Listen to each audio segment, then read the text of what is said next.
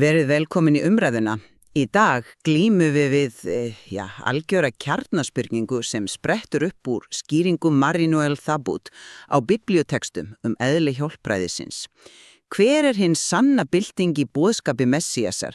Snýst hún að endurreisa heila þjóð til að verða heiminum fordæmi eða felst hún í einstakra forn sem umbreytir yngra lífi hvers og eins? Þetta ekki bara forn guðfræði, þetta snertir á því hvernig við skiljum breytingar. Hefjast þær hjá heildinni eða hjá einstakningnum? Ég mun halda því fram að markmiðið sé alltaf í sameinlega, að skapa fólk sem verður heiminum ljós. Já, en ég held að við séum að horfa fram hjá aðalatriðinu ef við einblínum svona mikið á hópinn.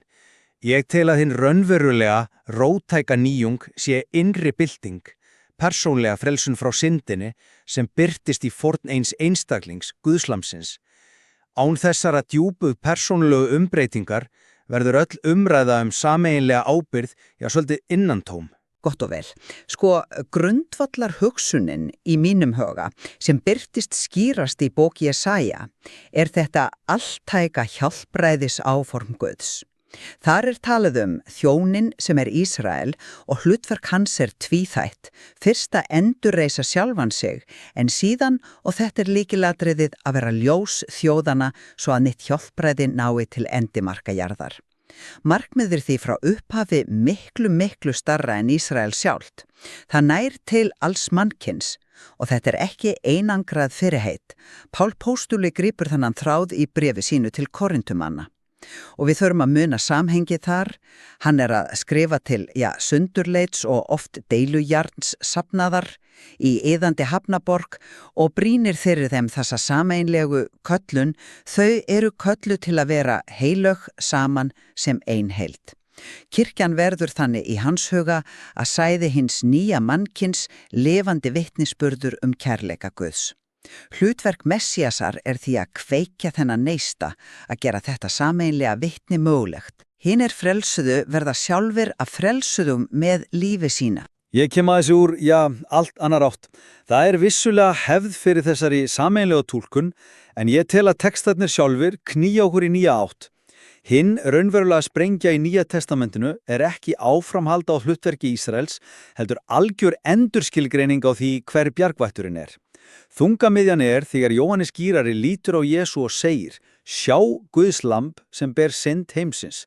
Hér verður, algjör stefnubreiting. Myndlíkingin af lambinu auðvitað þrungin merkingu sögu Ísraels, þar sem páskalambið táknaði frelsun úr þrælkun. En hér sú hugmynd tekin og gerð altæk og persónuleg. Áherslan færist af heilli þjóð yfir á einn einstakling sem tekst á við vandamál sem sameiginlegt öllu mannkyni, syndina. Þetta ekki pólitísk eða þjóðleg endurreist. Þetta djúpp, andleg lausn sem verður að eiga sér stað innra með hverjum manni. Sálmur 40 rennur stoðum undir þetta. Þar hafnað ytri fornum og dýrablóði. Í staðinn kemur persónuleg undurgefni. Sjá, ég kem.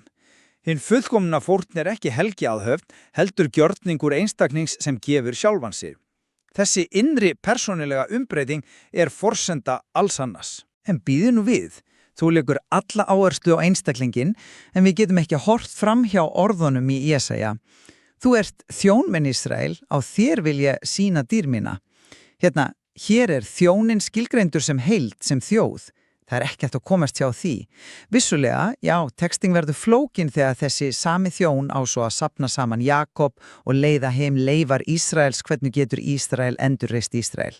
En skýringin sem Thabut bendir á að hér átt við hína trúförstu leifar, þann kjarna þjóðarinnar sem hefur haldið sáttmálan og fær það hlutverk að endurlífa heildina.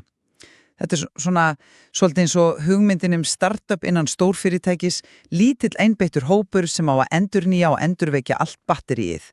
Hlutverkið og verður sameiginlegt. Í Ísrael og samt einhver sem bjargar Ísrael leysist fullkomlega upp með komu Jesú. Þegar Jóhannes skýrari bendir á hann hann í raunu við að segja: hér hann, hér hinn sanni þjón sem spádómarnir voru alltaf að benda á. Spádómurinn þjáningu þjónsins, þar sem honum líkt við sakklaust lamm sem leitt til slátrunar og syndir fjöldans, uppfyllist bókstaflega í einum einstaklingi. Þá verður sameiginlega túlkunin á Ísrael sem þjóninum aðeins forboði, skuggi af því sem koma skildi, en ekki loka uppfyllingin sjálf. Fornin verður, hún verður persónugerð í Kristin. Þetta heillandi hugmynd en hún opnar á aðra spurningu. Ef fornin verður algjörlega persónugerð í Kristi, hvað verður þá hugmyndina forn sem lífsmáta? Ég held nefnilega að Salmur 40 ásamt boðskap spámanna sýni okkur þróun í skilningi fólksins á eðli fornarinnar. Fornin ekki lengur bara blóðug dýraforn, heldur þróast hún yfir í að verða lífgefið til að aðrir megi lifa. Erum við alveg vissum að salmaskaldin sé að hafna ytri athögnum alfarið eða hann fremur að gagnrýna helgihald sem orðið innantómt án raunverulegra þjónustu við Guð og náungan? Það gæti einmitt styrt mína túlkun á forninni sem lifðu lífi. Forn Krists verður þá ekki einangraður sögulegur atburður sem líkur, heldur fyrirmynd að þeim lífsmáta sem kirkjan samfélag hinna kölluðu á að tilengja sér.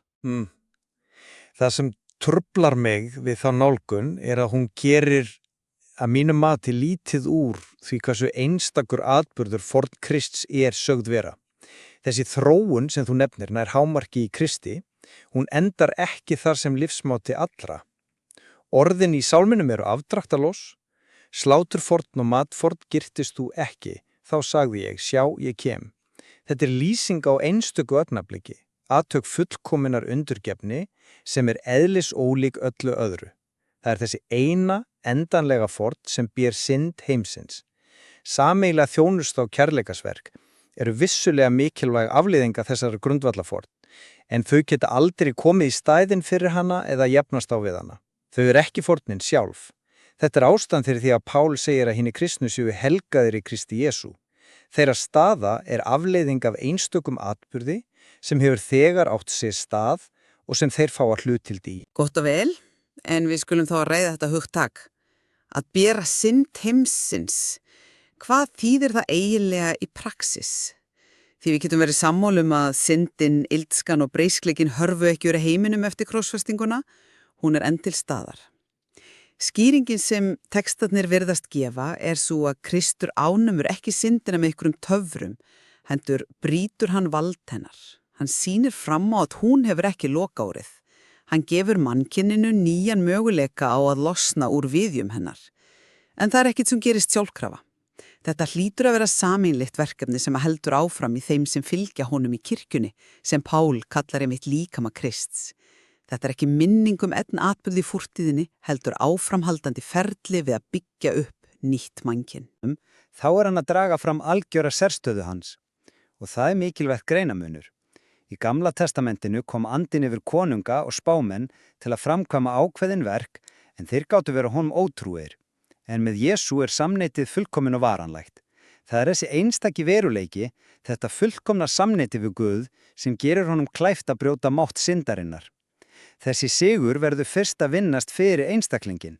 Án þessara persónlegu frelsunar, án þess að hver og einn geti tengst þessum siguri, hefur öll sameiginleg endurreisn enga raunverulega stoð.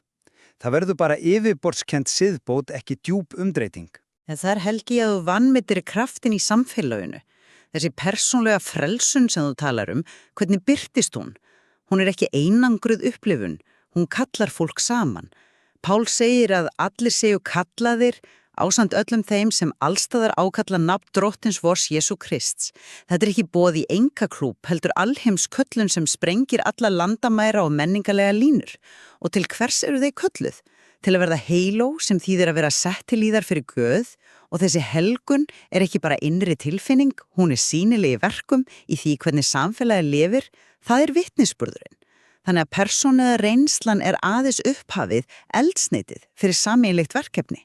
Án þess verkefnis verður persónulega reynslan bara sjálfhverf andleg iðkun. Ég ekki ósammála því að persónulega trú eigi að birtast í verki.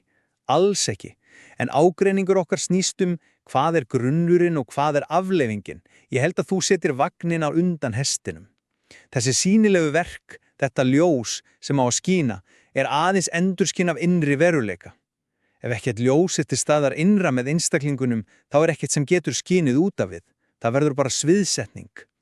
Bildingin þú að Messías gerir einstaklingunum kleift að öðlast beint og óslítið samband við Guð, að verða musteri heilags andas. Sameiginlegu verkin eru þá ávöxtur þess, ekki rótin. Ef við reynum að byggja upp hið fullkomna samfélag án þess að fólkið í því hafi fyrst gengið í gegnum þessa innri umbreytingu, eru við dæmd til að mistakast. Það saga 20. öldarinnar í hnotskurn. Til að draga sjónarmið saman. Hlutverk Messíasars órifanlega tengt hlutverki fólksans. Frelsun einstaklingsins ekki lokamarkmið í sjálfu sér, heldur nauðsynleg og kraftmikil forsenda fyrir hinu stærra markmiði. Að þið frelsaða fólk geti orðið sýnilegur og trúverðugur vitnisburður annan möguleika á mannlegu samfélagi, að það geti orðið ljós fyrir allan heiminn.